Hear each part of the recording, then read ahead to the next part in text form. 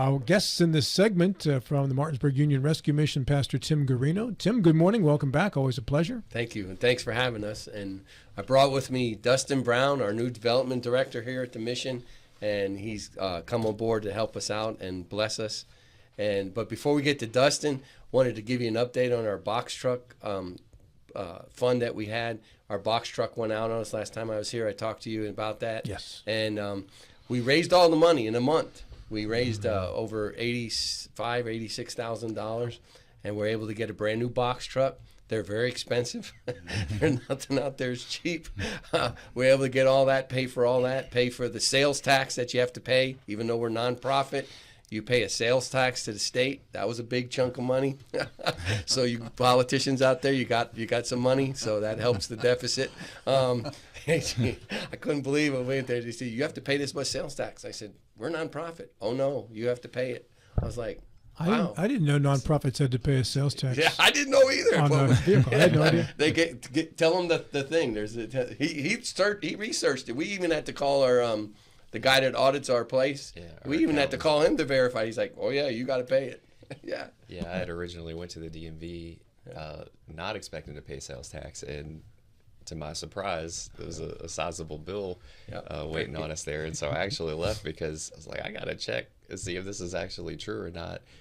Talked to our accountant. Sure enough, it's, with respect to vehicles in the DMV at least, there's really only a few exceptions where they exempt you for sales tax, and we're not one of them. So there you go. Well, instead of a $400 million deficit, it's now $399,995,000. Appreciate your contribution. That's right. That's why I tell because I was kind of like, well, wait a minute, because we're a nonprofit, we're not allowed to get into all the political things because we don't pay taxes. Well, no, we do pay taxes. Yes, you do. We do pay taxes. Learn that the hard way. Yeah, but no, we thank the Lord. We thank everybody that donated. I mean, in a month to raise that kind of money outside of everything else we needed, people stepped up and did that and blessed us, and it was such a blessing and such an opportunity. And Tim, why is a box truck so critical to what you're trying to do? Okay, and thank you for asking that.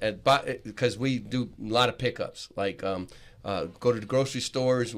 They give us everything in pallets, so it's real hard to load a cargo van with 4 or 5 pallets. Then we also are recycling.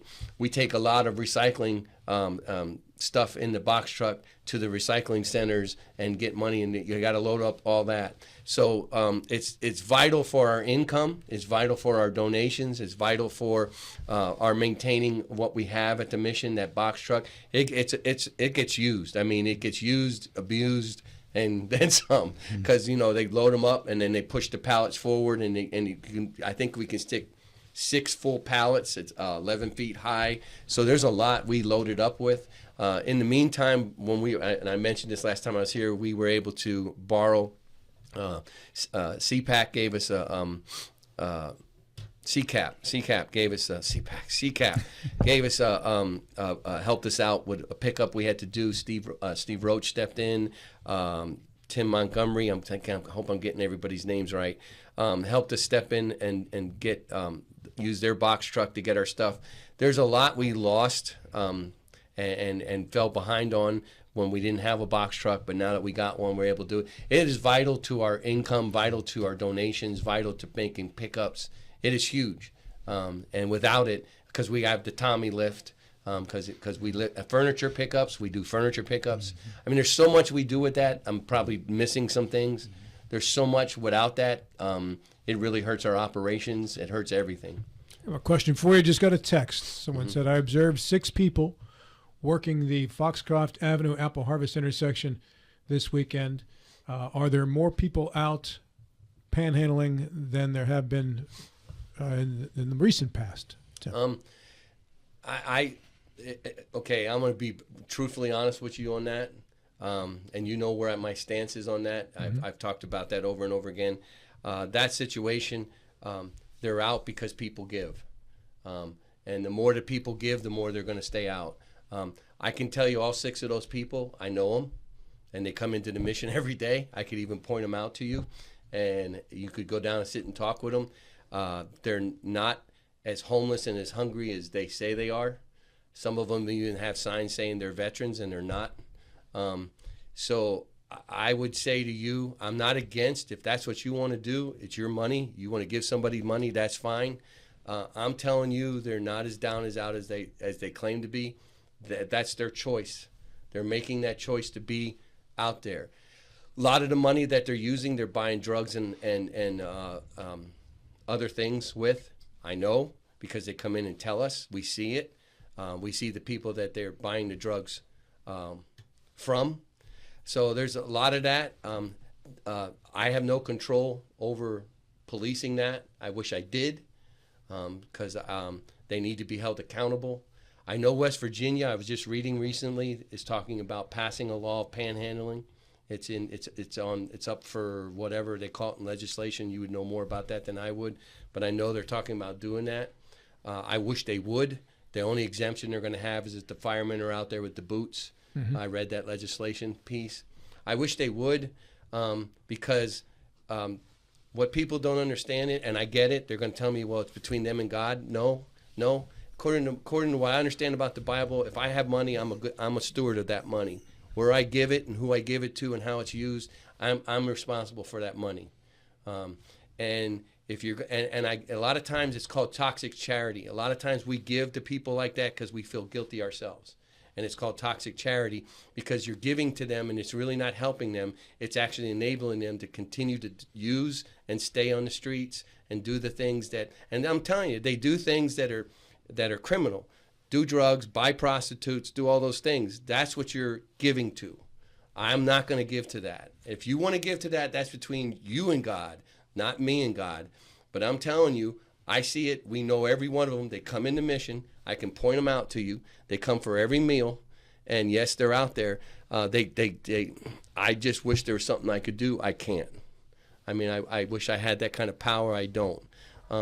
People buy tents. People buy all kinds of stuff. My question is, where are these people living?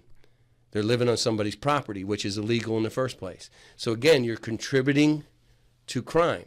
You're contributing to degradation of a neighborhood. If you've ever been in those camps like I have, they pass around the weak and the women like property. Okay? And if you need me to go into details, I hope not. When I say that, I hope you understand what that means. Property. That means they do whatever they want with that property. It's worse than prison because at least in prison there's some accountability. There's no accountability in these camps. None. There are health hazards. There are all kinds of cesspool. They crap where they eat. Right outside the tent, there's needles. There's all kinds of stuff laying around. So, I mean, if that's what you want to contribute to, I would say contribute to places like us or Horses with Hearts. K Barkwell. Yeah. Bethany House, all these other places that lives are being transformed. The more you aid that stuff, the more that stuff is going to go on and the more people are going to pop up because the word gets around. So-and-so tells so-and-so, hey, man, my spot, I got $200 the other day. So guess what? The other guy's going to go out and get his spot. When I pull up, those guys wave to me. They even come over to my car. Hey, Pastor Tim, how you doing? I'm like, what are you doing out here, man? Tim, I've not been in one of the camps as you described it, but if they are as you described, why do we tolerate them? Bill, you're into politics. That's a question you might want to ask some of the people who have that authority, and I don't. Because in my opinion, it's the old. If the window's broken and we let it stay broken, there's going to be another broken window. I mean, you and I grew up pretty similar. I grew up in Allentown. You grew up in the Pittsburgh area. Okay, I mean that kind of stuff when it's let go, just like it just multiplies because what they're saying is, oh, I can break that window, nobody cares, so now I'm going to go inside. Now I'm going to do this, now I'm going to do that. Until somebody says that has the authority, I don't. Yeah, I know of certain municipalities that prohibit homeless camps. Mm-hmm. I don't know about counties, Rob, nor do I know about the statewide move. You said there's a bill that's percolating through the system now, Tim, that would outlaw camps? Mm-hmm. I just read that. Okay. It was on the WVW Metro something. News. Yeah, there you go. Okay. Metro News. It was one below the one that talks about the workforce. where workforce is going to start requiring people to whatever work or something like that. Okay. And it was underneath workforce. And it was under there. Eric O'Rourke just wrote on our Facebook page, I have seen 4 panhandlers work all day at Edwin Miller Boulevard, CVS intersection, and then hop in a white van with Florida plates. There you go. At 5:30. Usually they park at CVS. There you go. So. And again, people will then associate that with us. That has nothing to do with us. Matt will tell you, I don't tolerate that. We don't tolerate that. It's not our people. If our people are caught doing anything like that, when I say our people, that is people that stay with us, that are residents, they will be disciplined. They know that anybody that stays with us is not allowed to do that. We encourage people to get jobs. I want to ask you a question that's in the news right now, and I want to make sure you get to cover what you want to cover too, but just if you could, as quick as you can, comment on it. You've been to Ukraine twice. Yes. I know they're asking you to go back a third time at some point along the way. It looks like that war is winding down right now. Your thoughts on that? Well, I hope it does. Okay, politics aside, I deal with the people on the ground. I got a video from Pastor Sasha and Craig. Craig is the guy that I was over with, and Craig has Craig Ludwig has done some great job over there. He showed me a video with Pastor Sasha standing there speaking to the people in Donbass where we were at, and as he's speaking, the rocket comes in and hits the ground behind him, and you see the explosion, you see everything. The people over there on the ground, the people that are living, it's going to be devastating. There is hundreds of thousands of men that are gone. There's going to be a tremendous widow and orphan shortage, multiplication over there. Men are gone. The husbands, the brothers, the fathers, they're gone. Generations, probably 2 generations. These folks They want the war to stop. They want to rebuild their lives. They want jobs. Some of these cities are decimated. Some of these cities are beautiful cities. You've been over there. They're gorgeous cities. The structure never will be built like that again. I mean, the architect, all that stuff. The people over there want the war to stop. Do they want to surrender the territory to Russia? No. The Ukrainian people are strong people. They are prideful people. They fought the Russians. Everybody thought the Russians were going to go in there in 2 weeks. The war was going to be over. I knew it wasn't going to be that way. These people will fight to the death, but they want it to stop. They want to live their lives. They want the same thing you and I want: families, jobs, security, future, a hope. But the problem is, it's going to be they want jobs. They want to rebuild. There's some great things. I'm hoping this mineral thing goes forward. They love the United States. They want the United States involved, and not from in the war perspective, but rebuilding perspective, because they know with the United States, prosperity will come in, jobs will come in. They want to go back to work. They want families. They want income. I've seen a lot of, because of the war, human trafficking. The advantage that's taken place in certain places like Poland and Romania, the women that are without men, that are without brothers, husbands, fathers, they're now being taken advantage of and trafficked. And in numbers that you can't imagine, and it's sickening. But that's what happens when people get caught up in. I mean, we're outsiders looking in. We can take sides politically, but it's the people on the ground. The people, when I go over there too, I minister to people that are in need.